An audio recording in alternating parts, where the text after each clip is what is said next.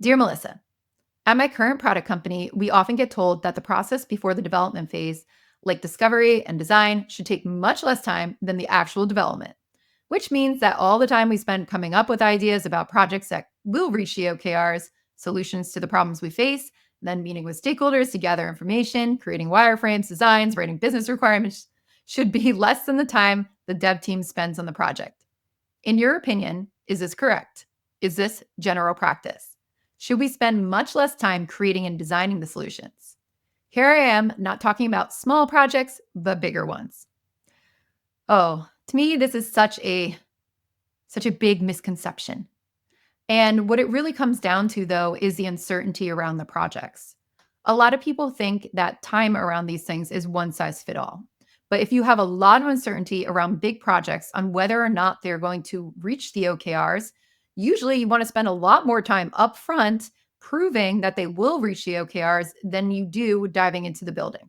Now, that's not a hard and fast rule, but you want to spend like sufficient time proving that you're not going to go build the wrong thing.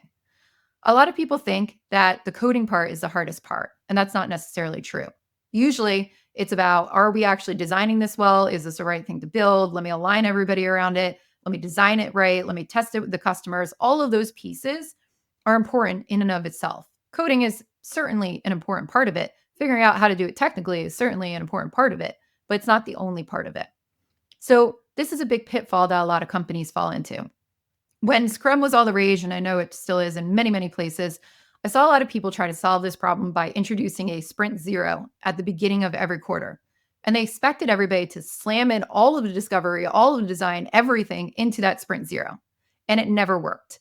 It was better than nothing, but it still never worked, right? Because you cannot answer the questions that you need to answer in just a week.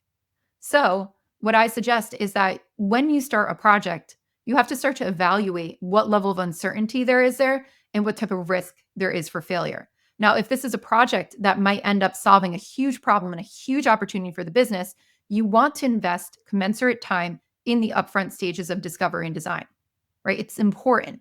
There's so much riding on that outcome. You want to make sure that you're going to get a good one. So that's how I would explain it to the company.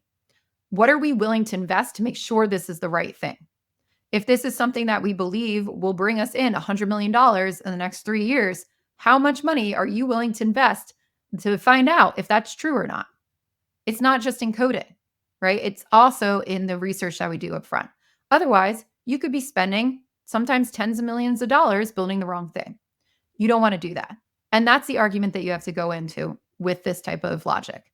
If they're telling you, like, oh, this should take a week or this should take a couple days, lay out all the questions for them on what you need to answer to make sure that this is the right thing to build.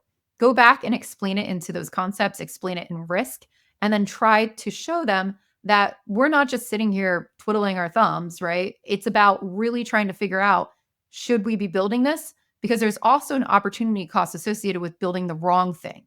So while we were out there, not testing this or not really learning what our customers want, we could be putting something into market that's a total failure.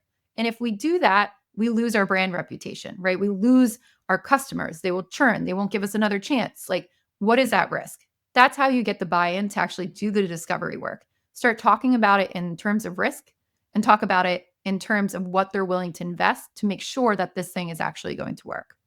So I hope that helps. And this is definitely a very common problem, very big misconception for a lot of companies. I wish you the best of luck.